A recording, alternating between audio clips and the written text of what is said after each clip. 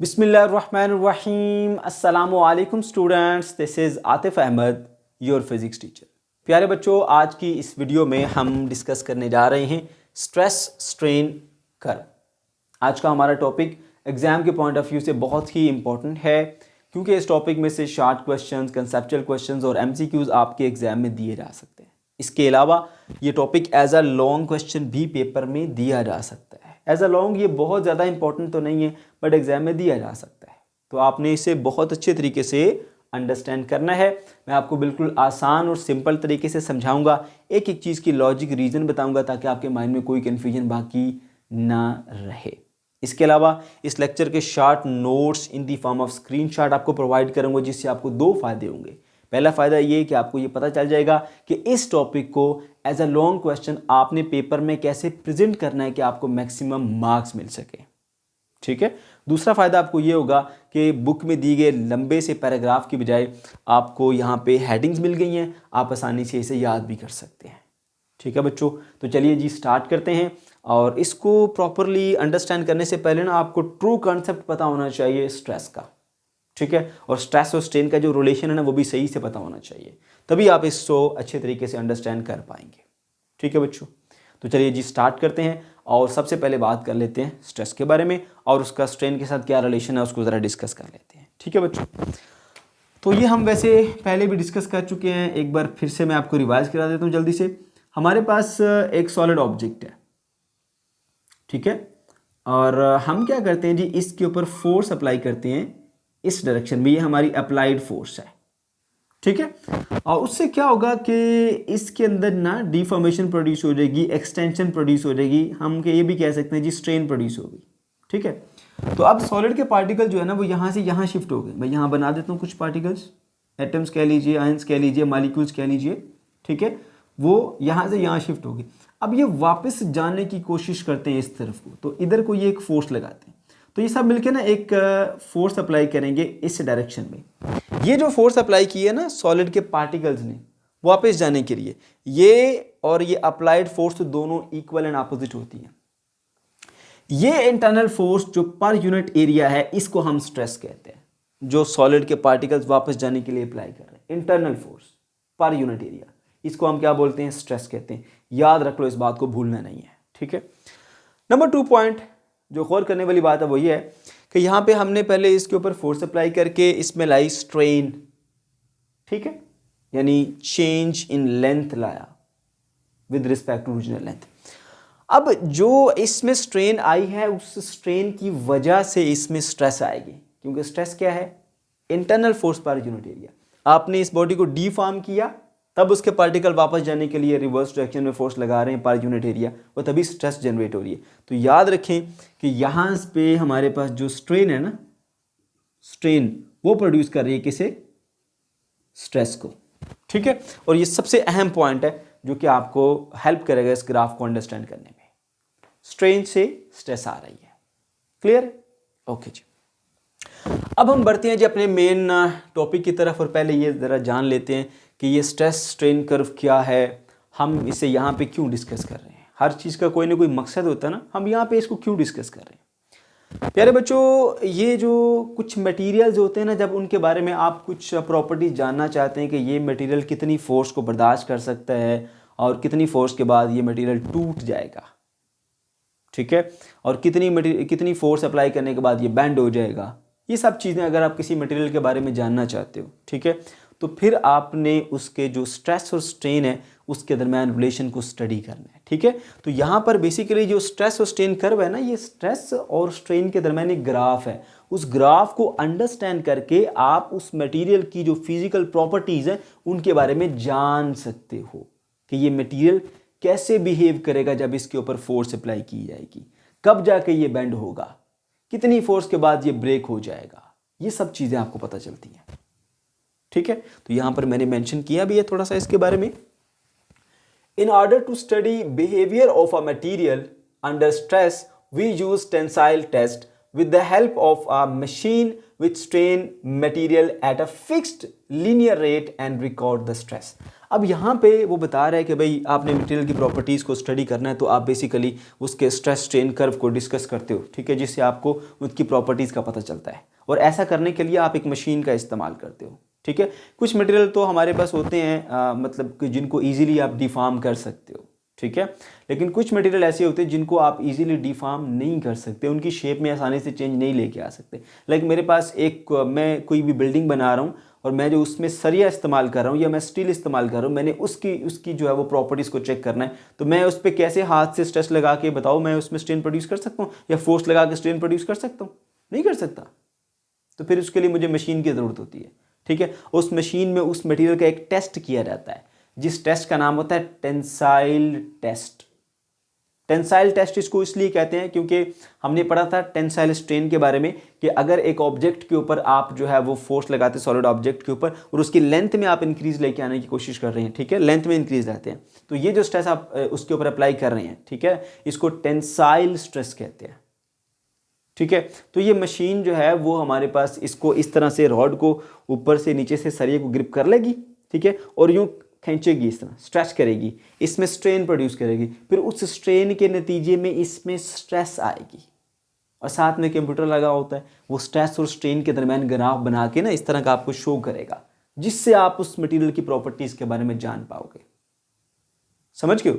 तो बेसिकली हमने मटेरियल की स्टडी करनी है, मटेरियल कैसे बिहेव करेगा, ठीक है, जब उस पर फोर्स अप्लाई की जाए, उसके लिए हम ये करते हैं। और वो हमें कैसे पता लगता है? हम एक मशीन का इस्तेमाल करते हैं और टेंसाइल टेस्ट करते हैं। टेंसाइल टेस्ट से हमें स्ट्रेन और स्ट्रेस का जो कर्व है वो हमें मिल जाता है, यहाँ पर आप देख सकते हैं, ठीक है। और इसको ऑब्जर्व करके, इसको स्टडी करके हम मटेरियल की प्रॉपर्टीज़ को डिफाइन करते हैं, ठीक है। उम्मीद अब आपको ये बात पता चल गई होगी कि बेसिकली स्ट्रेस स्ट्रेन कर्व है क्या और इससे हम क्या करते हैं। यहाँ पर मैंने मेंशन भी किया है, it is a graph that represents how a material react to an applied force, ठीक है। आपका मटेरियल किस तरह रिएक्ट करेगा जब उस पर आप फोर्स वगैरह अप्लाई करेंगे, तो ठीक है, दोनों चीज़ें आपको पता चल गई। ओके जी, अब हम देख लेते हैं जी कि ये ग्राफ क्या होता है, क्या उसके रीजन्स होते हैं, डिफरेंट उसके जो पार्ट्स हैं उसको स्टडी कर लेते हैं, ठीक है बच्चों। चलिए, तो ये हमारे पास जो है वो कोई भी एक मटेरियल है, ठीक है, उस मटेरियल का हमने जो है वो टेंसाइल टेस्ट किया है एक मशीन की हेल्प से, ठीक है, और उस मशीन के जो कंप्यूटर है उसके ऊपर हमें जो है ना इस तरह का एक ग्राफ मिला है, ठीक है। तो बेसिकली स्ट्रेस स्ट्रेन कर्व एक ग्राफ है दो चीज़ों के दरमियान, स्ट्रेस और स्ट्रेन में। और याद रखिएगा, जब भी आप ग्राफ ड्रा करते हैं ना तो ग्राफ में दो वेरिएबल होते हैं, एक होता है इंडिपेंडेंट वेरिएबल, एक होता है डिपेंडेंट वेरिएबल, ठीक है। अब इंडिपेंडेंट वेरिएबल क्या और डिपेंडेंट वेरिएबल क्या, मैं आपको छोटी सी एक एग्जांपल से समझाता हूँ। देखो भाई, आपके पास एक इक्वेशन है y = 2x, ठीक है ना। आपने इस इक्वेशन का जो है ना वो ग्राफ ड्रा करना है, सही है। अब ग्राफ ड्रा करने के लिए आपको सेट ऑफ पॉइंट्स चाहिए, एक वैल्यू x की होती है और एक वैल्यू y की होती है, ठीक है ना। तो आप क्या करते हैं, ये जो आपका x है ना, x की कुछ वैल्यूज खुद से सपोज करते हैं, 0 ले लेंगे, उसको 1 ले लेंगे, उसको आप 2 ले लेंगे, 3 ले लेंगे, 4 ले लेंगे, 5 ले लेंगे। ये आप खुद से कोई भी वैल्यू ले सकते हैं, ये नहीं लेनी आप ये ले लो 2, 4, 6, 8 ले लो, 1, 3, 5, 7 ले लो, या कुछ भी वैल्यू ले लो, आपकी अपनी मर्जी है। ये हमारे पास एक इंडिपेंडेंट वेरिएबल होता है, आप इसकी कोई भी वैल्यू ले सकते हो, ठीक है। अब इसको जब आप इस इक्वेशन में पुट करते हो तो फिर आपको y की वैल्यूज मिलती हैं कि अगर आप x की वैल्यू 0 रखोगे तो y भी आपको 0 मिलेगा, ठीक है। और अगर आप x की वैल्यू 1 रखते हो तो y की वैल्यू फिर आपको मिलेगी 1 × 2 2। अगर आप x की वैल्यू 2 रखते हो तो आपको मिलेगी 4, इधर मिलेगी 6, इधर मिलेगी 8, इधर मिलेगी 10। अब इसकी जो वैल्यूज है ना ये इस पर डिपेंड कर रही है। इसकी वैल्यू 2 होगी कब, जब इसकी वैल्यू 1 होगी। इसकी वैल्यू 4 होगी कब, जब इसकी वैल्यू 2 होगी। इसकी वैल्यू 8 होगी कब, जब इसकी वैल्यू 4 होगी। तो ये वाली जो वैल्यूज हैं इस पर डिपेंड कर रही हैं। तो जब आप x और y में ग्राफ ड्रा करते हैं ना, ठीक है, तो उसमें एक डिपेंडेंट वेरिएबल होता है और एक इंडिपेंडेंट वेरिएबल होता है।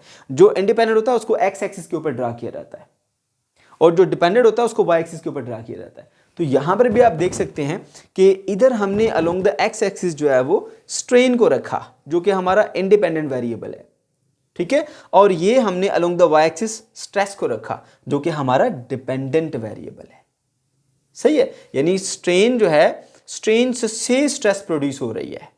जितनी ज़्यादा आप स्ट्रेन लाएंगे उतनी ज़्यादा उसमें स्ट्रेस आएगी। जैसे मैंने यहाँ पर आपको बताया था स्ट्रेन से स्ट्रेस प्रोड्यूस हो रही है, इसीलिए मैंने कहा था ये पॉइंट समझना ज़रूरी है, क्योंकि ये आपको समझ आएगा तो उसके बाद जाके आप इस ग्राफ को अच्छे से एनालाइज कर पाएंगे। यहाँ पर आपने जैसे ऑब्जर्व कर लिया कि यहाँ पर हमने देखा कि स्ट्रेन की हमने डिफरेंट वैल्यूज़ दी, उसके ऊपर फिर स्ट्रेस को जज किया गया, तो स्ट्रेन से स्ट्रेस प्रोड्यूस हो रही है। तो आप लोगों के जो माइंड में एक चल रहा होता है कि स्ट्रेस से स्ट्रेन प्रोड्यूस होती है, बट यहाँ पे आपने ये बात दिन में रखनी है, स्ट्रेन से स्ट्रेस जो है वो आ रही है, और इसी कंसेप्ट के साथ हम इसको एनालाइज करेंगे, स्टडी करेंगे। ठीक है बच्चों, तो मैंने आपको ये चीज़ें बता दी। अलोंग द एक्स एक्सिस हमने ये ले लिया इंडिपेंडेंट वेरिएबल स्ट्रेन, और अलोंग द वाई एक्सिस हमने डिपेंडेंट वेरिएबल ले लिया स्ट्रेस। स्ट्रेस डिपेंड कर रही है स्ट्रेन के ऊपर, जितनी ज़्यादा आप स्ट्रेन प्रोड्यूस करेंगे उतनी ज़्यादा बॉडी के अंदर स्ट्रेस आएगी, उसी हिसाब से हमने ये जो है वो, या उस पर डिपेंड करेगी, उसी हिसाब से हमने ये ग्राफ बना लिया। ठीक है, अब इस ग्राफ को जब देखा गया तो ये हमारे पास कुछ इस तरह का आया। अब इसके डिफरेंट जो रीजन है ना उसको हमने डिस्कस करना है। बच्चों बहुत ही आसान और सिंपल है, थोड़ा सा बस आपने जरा तवज्जो से इसको सीखना है। ठीक है, सबसे पहले आपने ऐसा करना है भाई, इस ग्राफ को ना दो पार्ट्स में डिवाइड कर देना है। एक यहाँ से इधर का हिस्सा, ये जो आपको ब्लूइश नजर आ रहा है, एक यहाँ से इधर ये जो ब्लैक वाला है। दो रीजन है, एक को मैंने यहाँ मेंशन किया ये इलास्टिक रीजन है, एक को मैंने यहाँ पर मेंशन किया ये प्लास्टिक रीजन है। ठीक है, अब इलास्टिक रीजन क्या है और प्लास्टिक रीजन क्या है। अब आप क्या कर रहे हो, आपने मशीन में उस रॉड को ऐसे फिक्स कर दिया है, वो क्या कर रही है, इसमें स्ट्रेन प्रोड्यूस करती जा रही है। स्ट्रेन प्रोड्यूस करने के नतीजे में इस बॉडी के अंदर स्ट्रेस आ रही है। ठीक है, अच्छा अब यहां पर जो है वो स्ट्रेन प्रोड्यूस करते जा रहे हैं, बॉडी में स्ट्रेस आती जा रही है। कि आप कैसे स्ट्रेन प्रोड्यूस कर रहे हो, आप उसके ऊपर बेसिकली एक एक्सटर्नली एक फोर्स लगा रहे हो। ठीक है, उससे उसमें स्ट्रेन प्रोड्यूस हो रही है, और स्ट्रेन से फिर बॉडी में स्ट्रेस आ रही है। ठीक है, अच्छा जी, अब क्या होता है जी, यहां से लेकर यहां तक जो रीजन है ना, ठीक है, आप बॉडी में स्ट्रेन प्रोड्यूस करते जा रहे हैं, उसमें स्ट्रेस आती जा रही है, स्ट्रेन प्रोड्यूस करते जा रहे हैं, स्ट्रेस आती जा रही है, स्ट्रेन प्रोड्यूस करते जा रहे हैं, स्ट्रेस आती जा रही है। ठीक है, और अगर आप यहां पे लाके रोक लें, ठीक है, तो बॉडी जो है वो वापस दोबारा अपनी ओरिजिनल शेप के अंदर जाने की एबिलिटी रखती है। इलास्टिक रीजन आपके पास एक ऐसा रीजन होता है कि आपने बॉडी को ऐसे स्ट्रेच किया हुआ, स्ट्रेच करते जा रहे हैं, स्ट्रेच करते जा रहे हैं, स्ट्रेच करते जा रहे हैं, उसमें एक्सटेंशन आती जा रही है, छोड़ेंगे तो वापस अपनी ओरिजिनल पोजीशन में जा सकती है, ओरिजिनल शेप वापस अपनी हासिल कर सकती है। तो ये जो हमारे पास इलास्टिक रीजन होता है, ये ऐसा रीजन होता है कि जब बॉडी पर से स्ट्रेस को रिमूव कर दिया जाए, ठीक है, तो बॉडी वापस अपनी ओरिजिनल शेप, ओरिजिनल लेंथ या ओरिजिनल वॉल्यूम को रिगेन कर लेते हैं। अब क्योंकि यहाँ पे हम टेंसाइल की बात कर रहे हैं, ठीक है, तो हम जो है वो हम लेंथ तक ही महदूद रहेंगे। सही है, तो अब जो है वो हमने जब इसके ऊपर से स्ट्रेस को रिमूव कर लिया, ठीक है, तो अब बॉडी जो है वो वापस अपनी ओरिजिनल शेप के अंदर चली जाए। जब स्ट्रेस रिमूव कर दें तो बॉडी वापस ओरिजिनल शेप में चली जाए। तो ये जो पहला रीजन आपका यहां से लेकर यहां तक, ओ से लेकर बी तक, ठीक है, ये हमारे पास ऐसा रीजन है कि जिस रीजन के अंदर रहते हुए अगर स्ट्रेस को रिमूव कर दिया जाए तो बॉडी दोबारा अपनी ओरिजिनल शेप के अंदर आ जाती है। ठीक है, यहां से यहां तक डिफॉर्मेशन प्रोड्यूस हुई थी, बट अगर आप स्ट्रेस को छोड़ दो, स्ट्रेस खत्म कर दो उसके ऊपर, ठीक है, तो उससे फिर बॉडी वापस अपनी ओरिजिनल रीजन में जा सकती है, original position, original shape maintain कर सकती है। लेकिन अगर आपने उससे ज्यादा आप इसके अंदर जो है वो डिफॉर्मेशन प्रोड्यूस कर देते हैं, इस लिमिट से ज्यादा, तो फिर यहां पर बॉडी के अंदर परमानेंट डिफॉर्मेशन आना स्टार्ट हो जाती है। अब बॉडी जो है, अगर आप उससे स्ट्रेस को खत्म भी कर दोगे, फिर भी बॉडी अपनी वापस ओरिजिनल पोजीशन के अंदर जा नहीं पाएगी। समझ गए? फॉर एग्जांपल देखो, मेरे पास एक स्प्रिंग है, उस स्प्रिंग को मैं थोड़ा सा खींचता हूं, छोड़ूंगा वापस चला जाएगा ओरिजिनल लेंथ में, थोड़ा और खींचा है, छोड़ूंगा वापस चला जाएगा ओरिजिनल लेंथ में। अगर मैं बहुत ज़्यादा खींच दूंगा उसको, फिर वो वहीं रुक जाएगा, फिर वो वापस जा ही नहीं पाएगा। अगर आप लोग ये ट्राई करना चाहते हो ना, तो आपके पास पेन तो होगा, ठीक है, आप उस पेन में से उस स्प्रिंग को निकालो, थोड़ा खींचो, दोनों तरफ धागा बांधो ना, थोड़ा सा खींचो, छोड़ोगे वापस जाएगा, ज़्यादा खींचोगे बस वहीं रुक जाएगा, परमानेंटली डिफॉर्म हो जाएगा, फिर वापस ओरिजिनल शेप में नहीं जाएगा। तो मैं फिर बता रहा हूं आपको, अच्छे से याद रख लो, यहां से लेकर यहां तक आपका एक रीजन है जिसे इलास्टिक रीजन कहा जाता है। इसके अंदर जब बॉडी से आप स्ट्रेस को रिमूव करते हो तो बॉडी वापस ओरिजिनल शेप में चली जाती है, ठीक है। और यहां से आगे आपका प्लास्टिक रीजन है, प्लास्टिक रीजन में परमानेंट डिफॉर्मेशन आती है। अब आपकी बॉडी में जितनी डिफॉर्मेशन आ चुकी है, अब स्ट्रेस को रिमूव कर भी लो, स्ट्रेस को जीरो भी कर दो, बॉडी के अंदर फिर भी डिफॉर्मेशन रहती है, बॉडी में स्ट्रेन रहती है, बॉडी असल पोजीशन में जा नहीं सकती। तो ये दूसरा रीजन आपका प्लास्टिक रीजन है। पहले तो इस तरह से इस चीज को समझ लो। उम्मीद है आपको ये पॉइंट क्लियर हो गया होगा। ओ से लेकर बी तक, ठीक है, और एक बी से लेकर ई तक, ओ से बी तक इलास्टिक रीजन है और बी से ई तक आपके पास ये प्लास्टिक रीजन है। ये दो मेन रीजन, दो मेन कैटेगरीज हैं। अब उसके बाद फर्दर हम आगे बढ़ते हैं, ठीक है।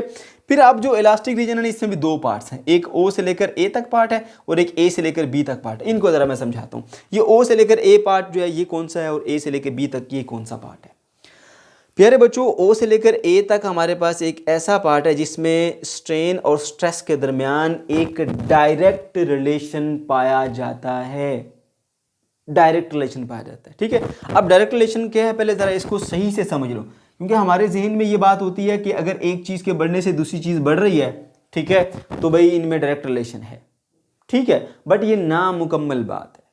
मुकम्मल बात क्या है, ये देखिए, हमने यहाँ पर इतनी जो है इसके अंदर बॉडी में स्ट्रेन प्रोड्यूस की थी, ठीक है ना, इतनी 1 यूनिट की स्ट्रेन प्रोड्यूस की हमने, बॉडी में जो स्ट्रेस आई इतनी, ठीक है, मतलब हम उसको ऐसे खींच रहे हैं ना, हम उसमें स्ट्रेन प्रोड्यूस कर रहे हैं, स्ट्रेन के बदले में स्ट्रेस आ रही है बॉडी में, इतनी स्ट्रेस आ गई। हमने जी इन दोनों पॉइंट्स को ऐसे मिला के यहाँ एक पॉइंट बना दिया। अच्छा, हमने और बढ़ाई, यहाँ पे स्ट्रेन 2 यूनिट कर दी, ठीक है, तो स्ट्रेस भी उसी हिसाब से बढ़ी और यहाँ से बढ़ के इतनी आ गई यहाँ पर।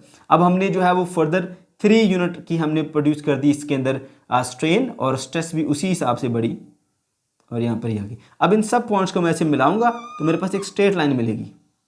ये जो स्ट्रेट लाइन होती है ना ग्राफ में बिल्कुल स्ट्रेट, ये डायरेक्ट रिलेशन को शो करती है।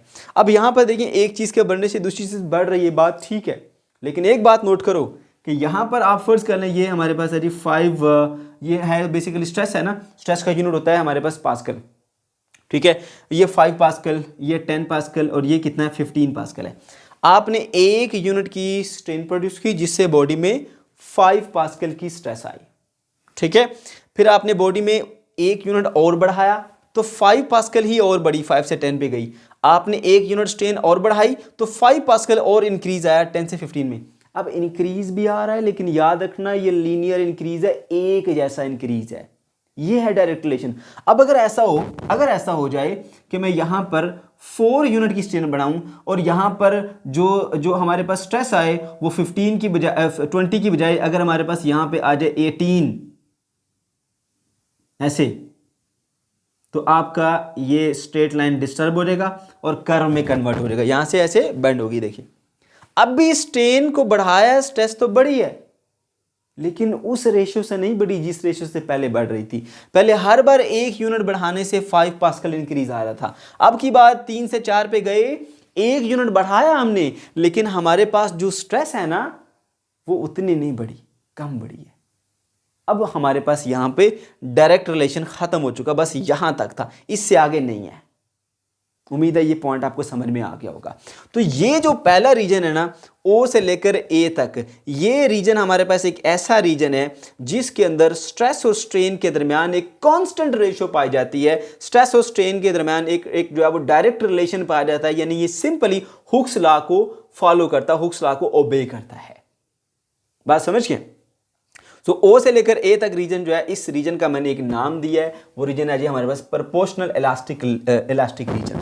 ये वो है जिसके अंदर स्ट्रेस और स्ट्रेन एक दूसरे के साथ डायरेक्ट रिलेशन में होती हैं, ठीक है। जिस रेशियो से आप जो है वो स्ट्रेन को इंक्रीज कर रहे हो, उसी रेशियो से स्ट्रेस में भी इंक्रीज आ रहा है, ठीक है। लेकिन जैसे ही ये आपने यहां पर देखा 3 से 4 हमने 1 यूनिट बढ़ाया, मगर अब की बार 20 होनी चाहिए थी, मगर कितनी हुई 18, उतनी स्ट्रेस नहीं आ सकी स्ट्रेन के जरिए, तो वहीं से आपका जो डायरेक्ट रिलेशन है वो खत्म हुआ, ठीक है। तो जहन में रखो कि सिर्फ ये नहीं कि आपने स्ट्रेन बढ़ाई तो स्ट्रेस बढ़नी चाहिए, इक्वल रेशियो से बढ़नी चाहिए, जिस तरह पहले बढ़ रही थी उसी हिसाब से बढ़नी चाहिए। अगर कम बढ़ी तो भी डायरेक्ट रिलेशन गया, ठीक हो गया।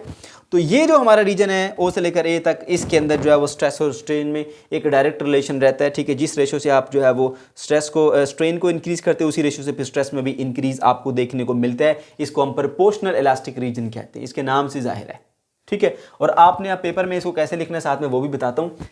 In this region from O to A, stress increase linearly with the strain. Stress और स्ट्रेन जो है वो लीनियरली इंक्रीज करते हैं, मतलब आपके पास एक स्ट्रेट लाइन मिलेगी, एक डायरेक्ट रिलेशन मिलेगा, ठीक है। और ये ओबे करते हैं जी हुक्स लॉ को, यानी स्ट्रेस और स्ट्रेन में डायरेक्ट रिलेशन है। स्ट्रेट लाइन भाई डायरेक्ट रिलेशन को शो करती होती है, ठीक है। In this region the body regain its original shape if applied stress is removed. अब जैसे ही आप इस स्ट्रेस को खत्म करते हैं बॉडी पर से, तो बॉडी वापस अपनी ओरिजिनल शेप में चली जाएगी। ये बात मैं आपको पहले ही बता चुका हूँ, ये यहाँ से लेकर यहाँ तक सारे रीजन में वापस जा सकती है। तो ये उसी का एक हिस्सा है, इसमें भी बॉडी जो है वापस अपनी ओरिजिनल पोजीशन में जा सकती है, ठीक है। अच्छा जी, उसके बाद फिर पॉइंट ए के बारे में बताया गया जी। पॉइंट ए हमारे पास वो पॉइंट होता है जिस पॉइंट के ऊपर आके, जिसको हम बोलते हैं प्रोपोर्शनल लिमिट, ठीक है।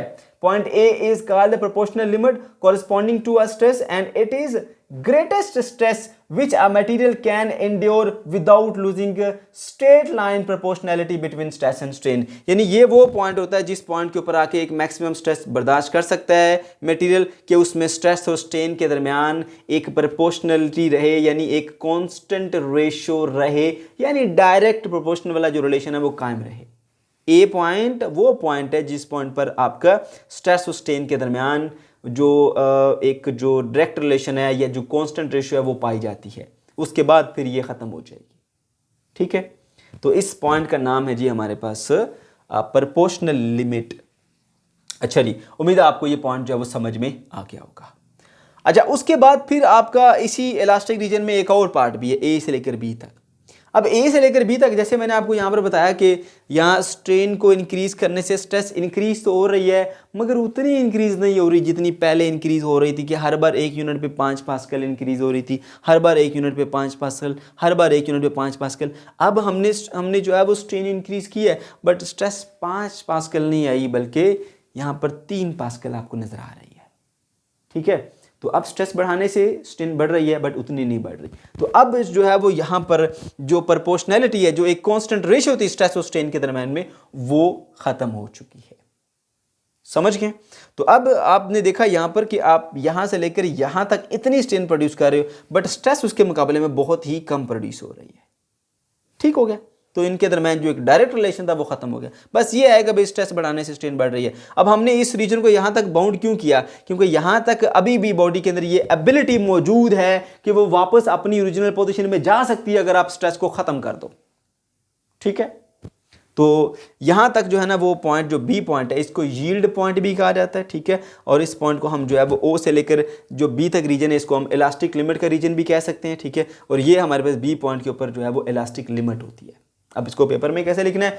After crossing the point A the stress strain proportionality ends. जैसे ही आपने पॉइंट ए को कट किया, आगे क्रॉस किया, अब स्ट्रेस और स्ट्रेन में जो डायरेक्ट रिलेशन था, जो प्रोपोर्शनैलिटी थी, वो तो खत्म हो जाती है। अब बॉडी में स्ट्रेस आएगी, मगर उतनी नहीं आएगी जिस तरह पहले आती थी, उस रेशियो से नहीं बढ़ेगी। ठीक है, in A B region body have ability to regain its original shape. अभी भी बॉडी के अंदर ओरिजिनल शेप रीगेन करने की एबिलिटी मौजूद है।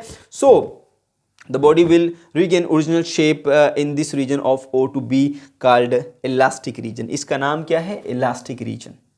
ठीक है, और इस पॉइंट का नाम क्या है? elastic limit। O से लेकर B तक रीजन का नाम क्या है? elastic region। ठीक है, उम्मीद है आपको ये पॉइंट अब समझ में आ गया होगा। ठीक हो गया। एक और पॉइंट है जी, maximum limit of stress for elasticity of a material is called yield point and that is represented by B. तो ये हमारा बी जो है ना वो हमारा यील्ड पॉइंट है, यानी ये मैक्सिमम वो वैल्यू ऑफ स्ट्रेस होती है कि जिसके ऊपर जो है वो बॉडी अभी भी रिटर्न कर सकती है, अपनी ओरिजिनल पोजीशन को रीगेन कर सकती है। ठीक है, उसके बाद नहीं कर पाएगी।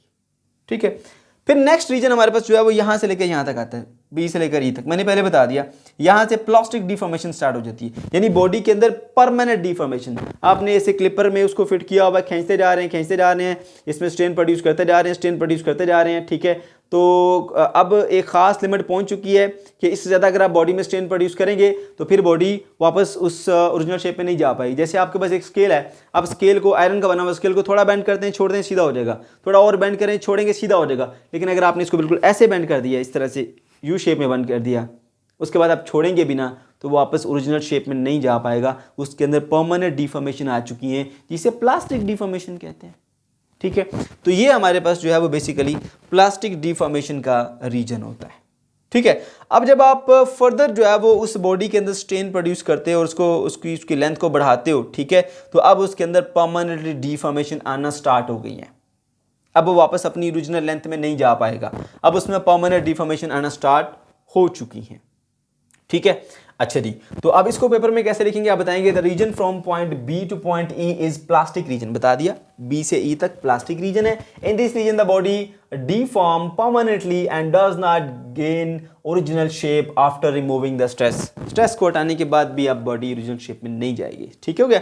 अच्छा जी, अब यहाँ पर जो है वो एक पॉइंट और मैंने बनाया हुआ है जी, पॉइंट सी। पॉइंट बी तो मैंने बता दिया आपको, ये हमारे पास जो है वो यील्ड पॉइंट होता है, लेकिन कुछ मटेरियल ऐसे हैं जिनका यील्ड पॉइंट जो है वो उसका थोड़ा सा लो यील्ड पॉइंट होता है, उसको हम सी पॉइंट यहाँ शो कर रहे हैं। कुछ मटेरियल में ऐसा होता है, ठीक है। अब आप लोग इसको सी पॉइंट को शो करना चाहो, वेल एंड गुड। अगर स्किप भी करना चाहते हो तो सी पॉइंट को स्किप कर सकते हो, डायरेक्टली ए बी सी और डी पर भी रह सकते हो। ये कुछ मटेरियल के अंदर ऐसा होता है जिसमें जो उसकी जो यील्ड पॉइंट होता है वो थोड़ा सा लो होता है, तो उसको भी मैंने यहाँ पर शो कर दिया सी।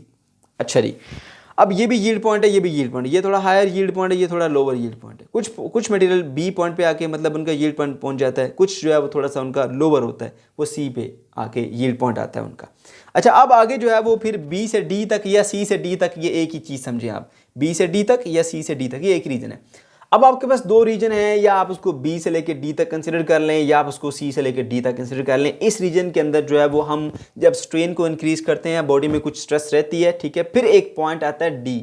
डी पॉइंट हमारे पास वो पॉइंट है जिसके ऊपर आके मैक्सिमम स्ट्रेस एक मटेरियल बर्दाश्त कर सकता है, बिना टूटे, बिना कमजोर हुए, ठीक है। इस पॉइंट डी को हम बोलते हैं अल्टीमेट टेंसाइल स्ट्रेंथ, ठीक है। और इस रीजन को आप अल्टीमेट टेंसाइल स्ट्रेंथ रीजन कह सकते हैं। पेपर में कैसे लिखेंगे आप बताएंगे, in the region of C D it is maximum stress that a material can withstand without breaking, ठीक है। ये वो पॉइंट होता है जहां तक मटेरियल मैक्सिमम स्ट्रेस बर्दाश्त कर सकता है बिना टूटे फूटे। आफ्टर यूटीएस यानी ultimate tensile strength, material start to weaken as internal fracture start to propagate. फिर वो अंदर से कमजोर होना शुरू हो जाएगा, फ्रैक्चर आगे बढ़ना शुरू हो जाएंगे, ठीक है।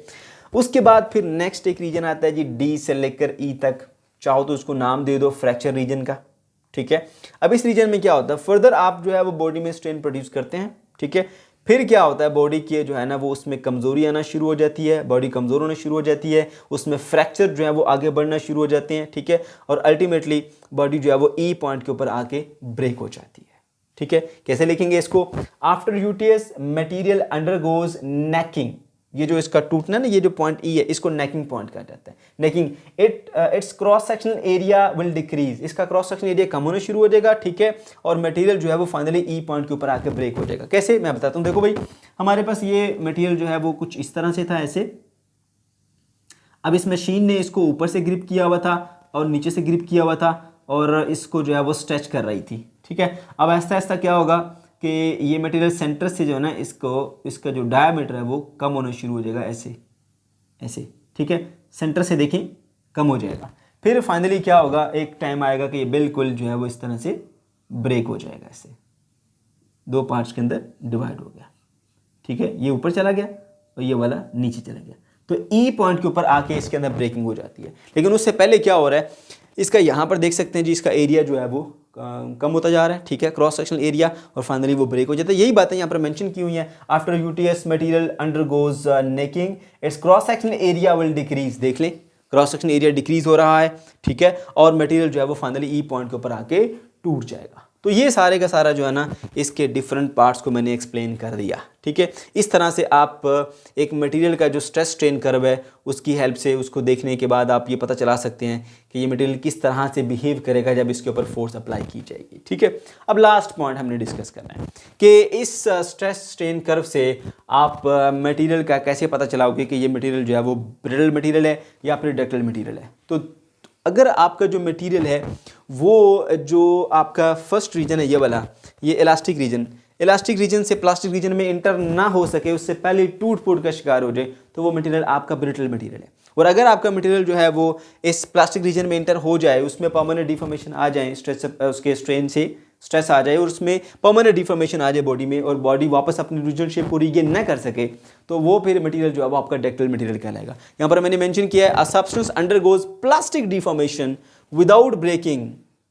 कोई मटेरियल अगर टूटे बिना प्लास्टिक डिफॉर्मेशन के रीजन में इंटर हो जाता है, ठीक है, तो वो मटेरियल आपका डक्टाइल मटेरियल कहलाएगा। डक्टाइल मटेरियल वो मटेरियल होते हैं जिनके ऊपर आप जो है वो स्ट्रेस अप्लाई करके उनको फोल्ड कर सकते हो, उनको बेंड कर सकते हो, उनको शीट्स में कन्वर्ट कर सकते हो, उनकी प्लेट्स बना सकते हो, ठीक है। जैसे आपके पास आयरन की एक छोटी सी प्लेट है जो कि आप उसको ऐसे फोर्स लगाते हो, उसकी शेप को चेंज करते हो, उसको बेंड कर देते हो। मेटल्स आपके पास कॉपर है, सिल्वर है, थोड़े मार मार के उसको बेंडिंग कर लेते हो ना, तो ये आपका जो इस तरह के मटेरियल होते हैं वो डक्टाइल मटेरियल होते हैं। अब ब्रिटल मटेरियल वो होते हैं कि भाई जो इलास्टिक रीजन से आगे जा ही नहीं सकते। इलास्टिक रीजन से अगर आगे वो जाएंगे तो उनके अंदर जो है वो टूट फूट शुरू हो जाती है। जैसे आपके पास जो है वो ग्लास हो गया, जैसे आपके पास जो है सेरेमिक्स होगी, ये एक ख़ास लिमिट तक तो ठीक है, यानी कि ये जो इलास्टिक लिमिट के अंदर रहते हैं वो ठीक है, लेकिन जैसे ही उससे बाहर आते हैं, उस रीजन से प्लास्टिक रीजन में जाने की कोशिश करते हैं तो ब्रेक हो जाते हैं, टूट फूट का शिकार हो जाते हैं। तो ऐसे मटेरियल को जो है वो ब्रिटल कहा जाता है। A substance which breaks just after elastic limit is called brittle. ठीक है, जो भी आपकी जस्ट इलास्टिक लिमिट तक पहुंचेगी, उससे आगे जाएगी तो वो टूट फूट का शिकार हो जाएगी, उसको बोलेंगे ब्रिटल सब्सटेंस। और जो प्लास्टिक डिफॉर्मेशन कर लेगी, प्लास्टिक रीजन के अंदर एंटर हो जाएगी, वो हमारी होगी डक्टाइल सब्सटेंस। ठीक है बच्चों, तो ये था हमारा आज का लेक्चर। अगर आपको कोई कन्फ्यूजन है या किसी किस्म का कोई प्रॉब्लम है तो कमेंट सेक्शन के अंदर आप जरूर पूछ सकते हैं। वीडियो अगर अच्छी लगी तो इसको लाजमी से लाइक कीजिएगा, अपने दोस्तों के साथ शेयर कीजिएगा। अगर अभी तक हमारे चैनल को सब्सक्राइब नहीं किया तो इसको लाजमी से सब्सक्राइब कर लीजिए। अल्लाह हाफिज़।